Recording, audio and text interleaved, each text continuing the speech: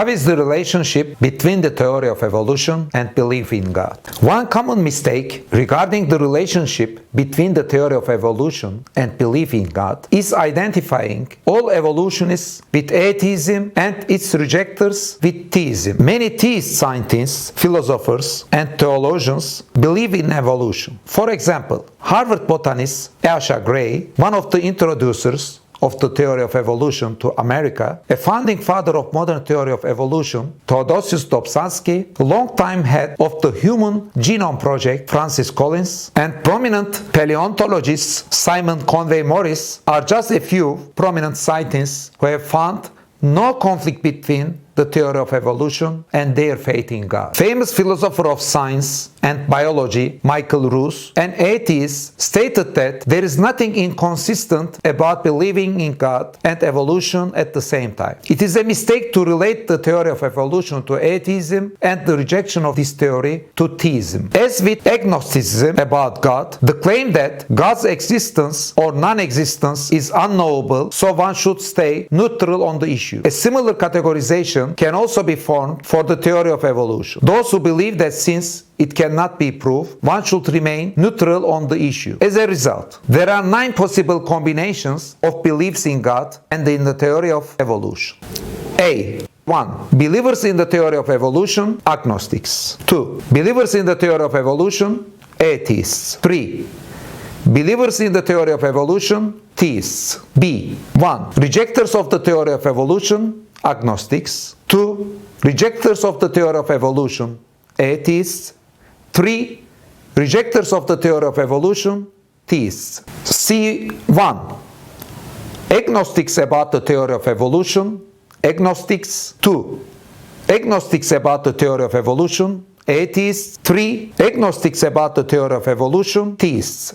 People in any of these categories do not necessarily share the same philosophies about religion or the theory of evolution. For example, process philosopher Alfred North Whitehead and Muslim philosopher Muhammad Iqbal are all believers in the theory of evolution, theists. Yet their regard towards God significantly differ from one another. And people in the same category may differ in the depths of their views. It's hard to know where Darwin himself fit into these categories. His writings contain statements indicating that he was a theist, while some letters written by him imply agnosticism. Nonetheless, this categorization reveals that the twofold categorization of people as evolutionist atheists or anti-evolutionist theists is simplistic and misleading.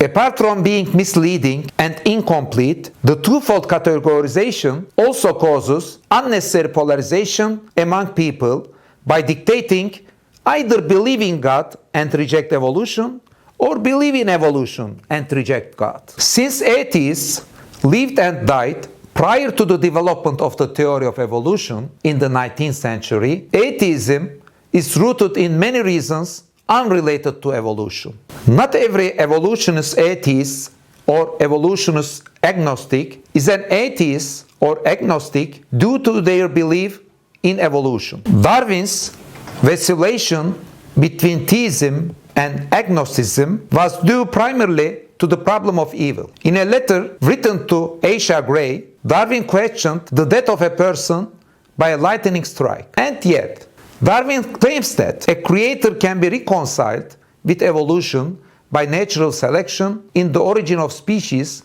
and many other of his writings. So it seems unlikely that evolution by natural selection caused his drift towards agnosticism. It is often difficult to determine how the theory of evolution affects belief in God, and if so, to what degree. For most people, belief or unbelief in God also involves psychological and sociopolitical factors, and even personal experiences. Consider Karl Marx and Friedrich Engels. They were materialist atheists before they heard about Darwin's theory of evolution. Marx and Engels eagerly welcomed Darwin's theory. Indeed, Engels stated that the theory of evolution is the counterpart of Marx's social theories in the world of life. Consequently, Marx and Engels proposed an evolutionary process in the sociopolitical world, cherishing the counterpart of their ideas in biology. However, they did not become materialist atheists due to this theory. A similar situation is observed in Friedrich Nietzsche's ideas. On the one hand,